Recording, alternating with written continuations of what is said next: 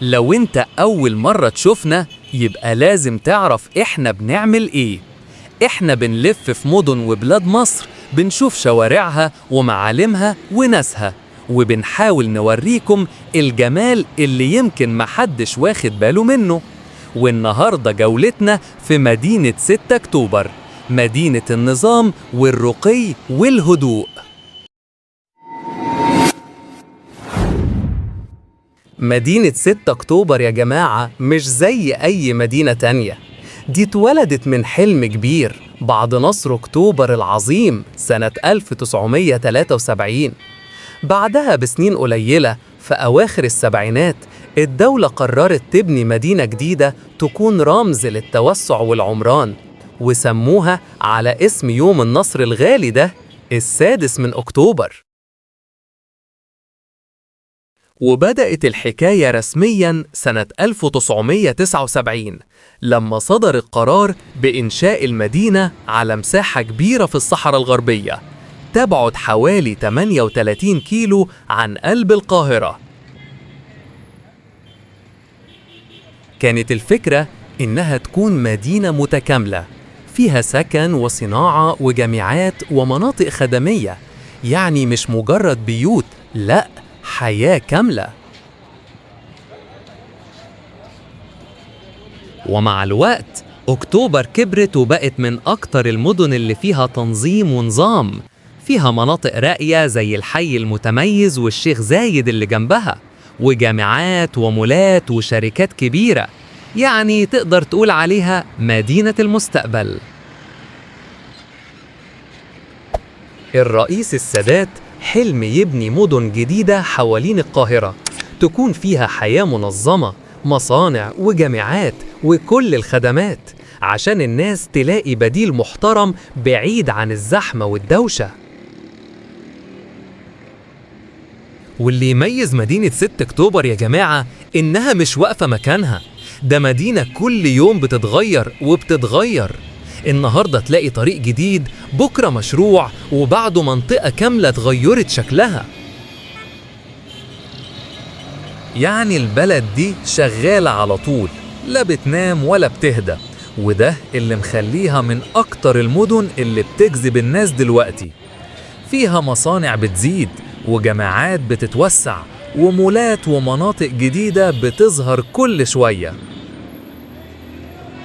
تقدر تقول إنك كل مرة تيجي أكتوبر هتحس إنك في مدينة جديدة غير اللي شفتها قبل كده. إحنا دلوقتي وصلنا لميدان الحصري، أشهر ميادين مدينة 6 أكتوبر، واللي ناس كتير بتعتبره قلب المدينة النابض.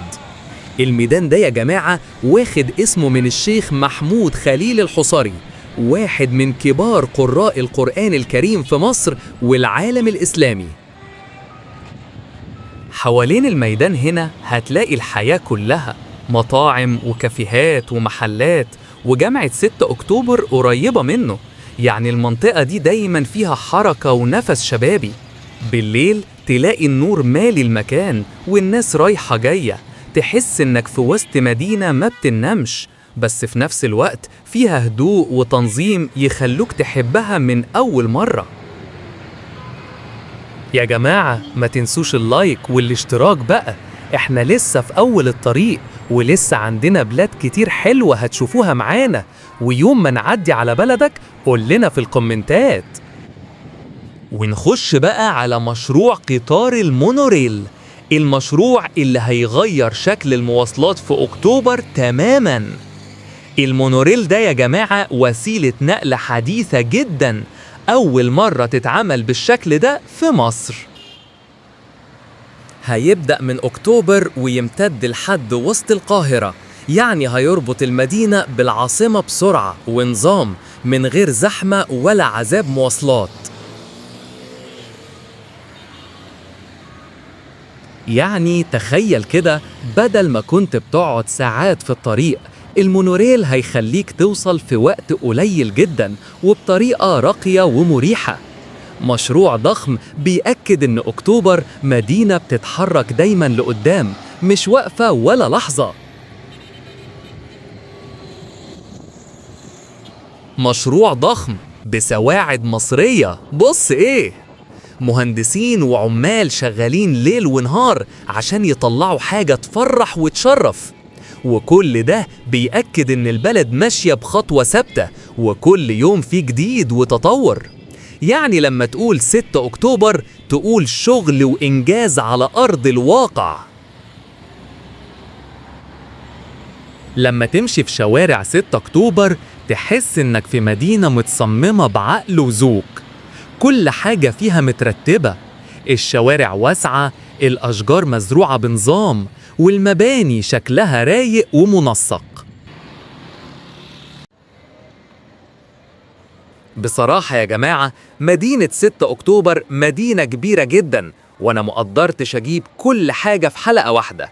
يعني لسه فيها أماكن كتير محتاجة نرجع لها تاني، مناطق جديدة ومشاريع لسه بتتعمل وحكايات حلوة.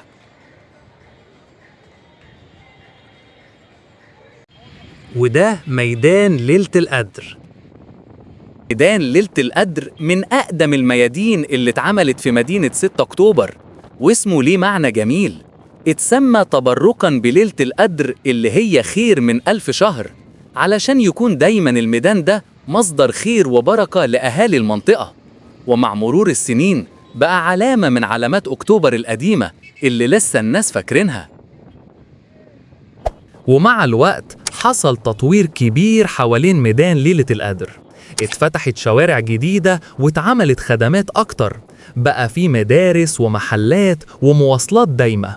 يعني الميدان بقى مش بس مكان قديم، لأ ده بقى شاهد على تطور المدينة نفسها، من أول ما كانت بتبدأ لحد ما بقت بالشكل الجميل اللي شايفينه النهاردة.